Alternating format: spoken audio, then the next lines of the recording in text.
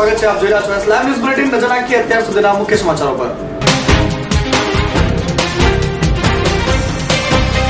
રાજ્યમાં લાગશે 11મી થી ગુટખા પર પ્રતિબંધ. મુખ્યમંત્રીએ કરી સ્વાતંત્ર્ય પર્વે જાહેરાત.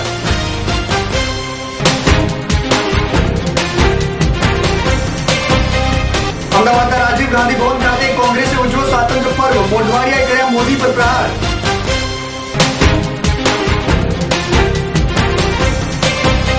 ધોળા દિવસે તાળા તોડતી આંતરરાજ્ય ગેંગ ઝડપાઈ. અનેક ચોરીનો ભેદ ઉકેલાયો.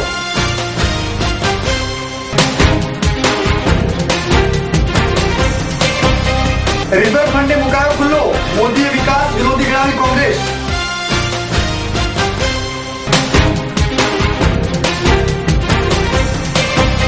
પરિવર્તન પાર્ટીએ પણ કરી આઝાદી પર્વની ઉજવણી. ઝડપિયાએ લહેરાવ્યો તિરંગો.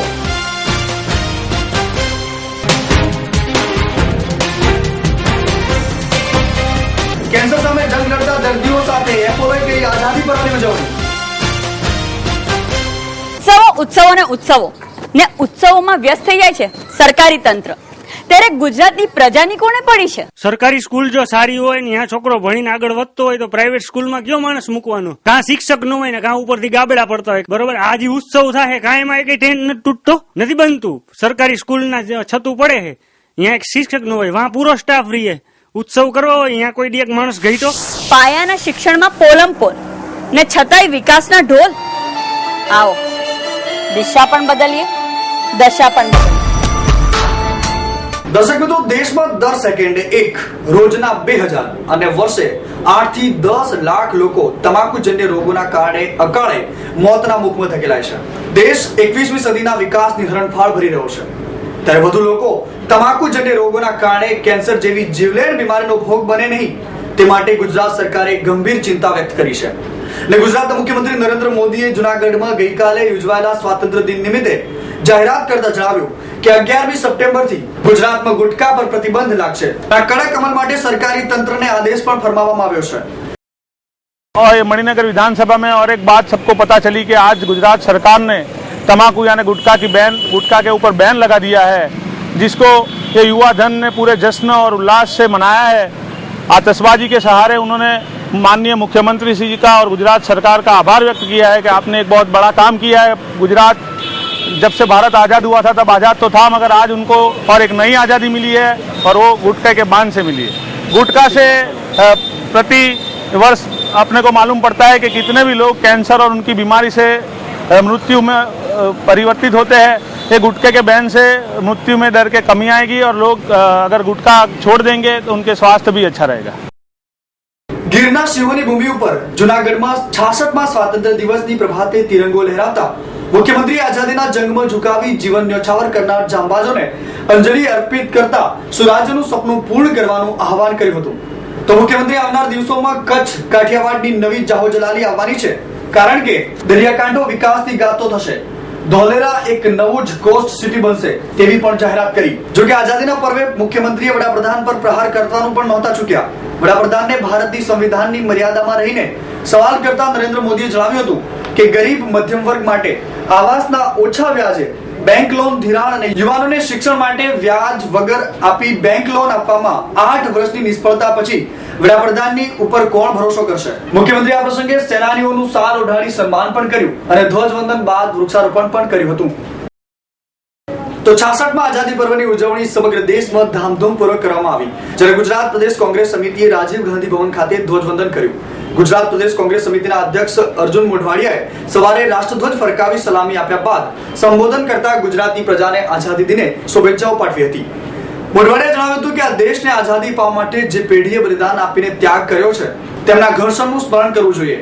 આઝાદીનો ઉત્સવ જ્યારે દેશ મનાવી રહ્યો હતો ત્યારે મહાત્મા ગાંધી બંગાળના એક ગામમાં લોકો વચ્ચે જઈ આંસુ લૂછી રહ્યા હતા. આ ઉપરાંત મોઢવાડિયાએ રાજ્યની જનતા 10 વર્ષથી પીડાઈ રહી છે તેવું પણ જણાવ્યું. ઉપરાંત યુવાનોને રોજગારીના નામે બહેકાવવાનો પ્રયાસ થઈ રહ્યો છે તેમ જણાવી આકરા પ્રહારો પણ રાજ્ય સરકાર પર કર્યા. આ પ્રસંગે વિપક્ષના નેતા શક્તિસિંહ ગોહિલ, પૂર્વ પ્રદેશ પ્રમુખ સિદ્ધાર્થભાઈ પટેલ સહિત અનેક કાર્યકરો ઉપસ્થિત રહ્યા હતા. છેલ્લા ઘણા સમયથી અમદાવાદ શહેરમાં તસ્કરોએ માજા મૂકી છે. ધોળા દિવસે ચોરી કરતી એક આંતરરાજ્ય ગેંગના સભ્યો આ પ્રકારની ઘટનાને અંજામ આપતા હતા. રાત્રે રેકી કરીને ધોળા દિવસે જ આ કાળા કરતૂતોનો અંજામ આપતા હતા. બંધ ફ્લેટના તાળા તોડવા, એક નહીં પણ અનેક જગ્યાએથી Satellite, Vastrapur, Naranpura, Ellis Bridge, Ghatlodia, Gota અને સોલામાં પોતાની હાથ ચાલાકી વાપરી ગરફોડ ચોરી કરતા હતા. લગભગ 21 મકાનોના તાળા તોડી ચૂકેલી આ ગેંગ છેલ્લા ઘણા સમયથી નાસ્તી ફરતી હતી, પરંતુ અંદાજે 80 લાખની મત્તા તફડાવી 12 ડાન્સરો પર રૂપિયા ઉડાવવાનો અને મોંઘી દાટ બ્રાન્ડનો દારૂ પીવાના શોખીન છે આ તસ્કરો.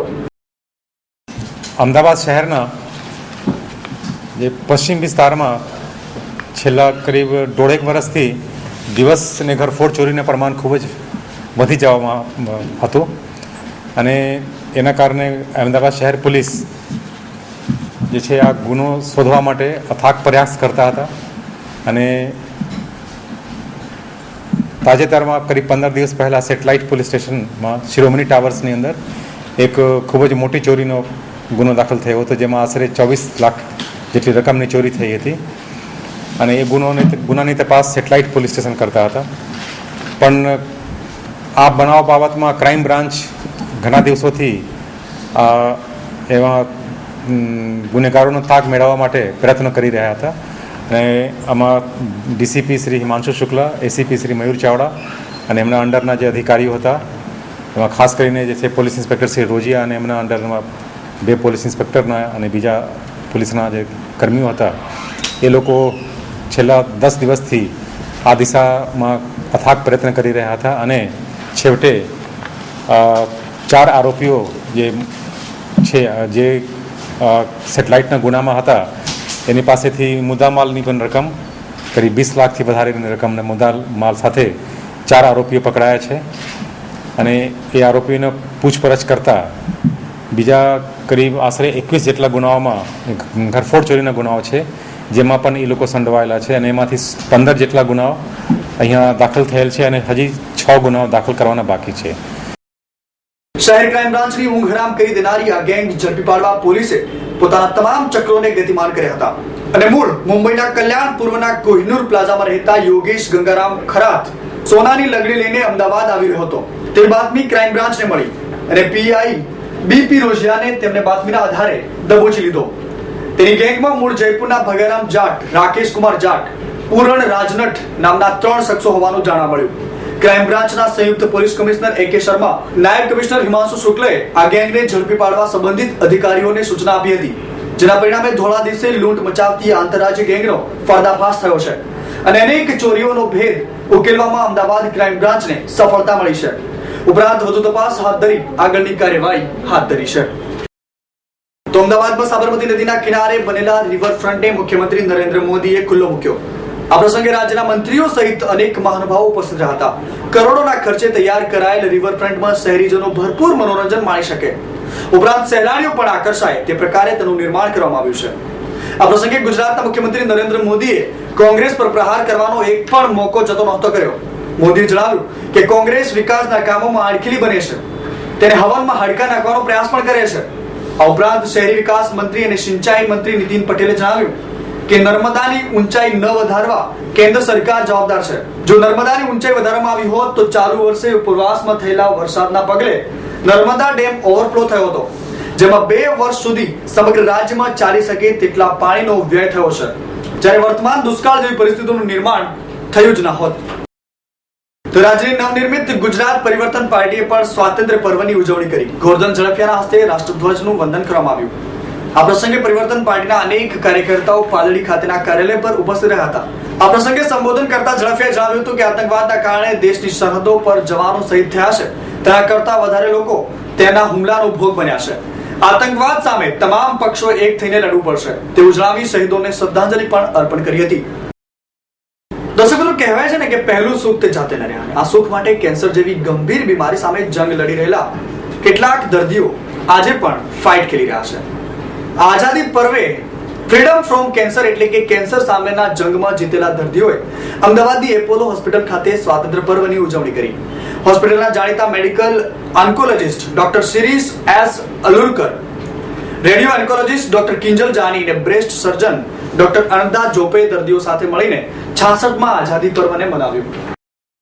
वो मैसेज देना चाहता हूँ कि जो कैंसर ट्रीटेबल तो है ही, काफ़ी कैंसर जैसे क्यूरेबल है, जैसे कि लिम्फोमा है, बच्चों में ब्लड कैंसर है, और टेस्टिस के कैंसर है वो सब क्यूरेबल है। पर ये तो एक स्टोरी, एक बात रही। दूसरी बात है कि प्रिवेंशन इज़ मोर इम्पोर्टेंट, ज़्यादा इम्पोर्टेंट है। तो छोटे बच्चों जो हैबिट्स, जो आदतें डेवलप करते हैं वो यंग एज में डेवलप करते हैं। स्कूल के लेवल में 11th 12th के स्टैंडर्ड में होते हैं तब उनको ये सब आदत निकल हो जाती है। उसी लेवल पर हमें एफर्ट्स करना चाहिए गवर्नमेंट से, हमारे तरफ से, मीडिया तरफ से, कि उस लेवल पर ये प्रोसेस अटकाना चाहिए। ये भी मैसेज देना चाहिए। मेजॉरिटी जो कैंसर आते हैं वो हेड एंड नेक बोलते हैं इंग्लिश में, यानी ऊपर जो गले के भाग के ऊपर के जो कैंसर होते हैं, जीभ के है, फिर जड़वे के कैंसर है, जॉ के कैंसर है, गम्स के कैंसर है, जो पेड़े उसके कैंसर है, वो मेजॉरिटी कैंसर जो टलवे के कैंसर होते हैं। ये बेसिकली पान मसाला, तंबाकू, स्मोकिंग की वजह से भी होता है। जैसे आप साउथ में जाएंगे तो एक स्पेशल टाइप की स्मोकिंग करते हैं, वो रिवर्स स्मोकिंग करते हैं, जो बर्निंग जो जला हुआ भाग है सिगरेट का वो उल्टा अंदर मुंह में डालते हैं, उल्टा रिवर्स स्मोकिंग होता है। उसके वजह से वो टालवे का कैंसर होता है। ये अलग अलग टाइप की जो प्रथा है या वोटेवर हैबिट्स है उसकी वजह से कैंसर होता है मेजॉरिटी। કેન્સરની સારવાર હવે ઘણી સરળ બની છે અને આ રોગનો ઇલાજ પણ ચોક્કસપણે શક્ય છે। તેવા હેતુસર આ ઝુંબેશની ઉજવણી કરવામાં આવી હતી। તો દર્શક મિત્રો, આ તો થયા અત્યાર સુધીના સમાચારોની ખાસ ગતિવિધિઓ માટે આપની હળતા રહો એસ લાઈવ ન્યૂઝ બુલેટિન। નમસ્કાર।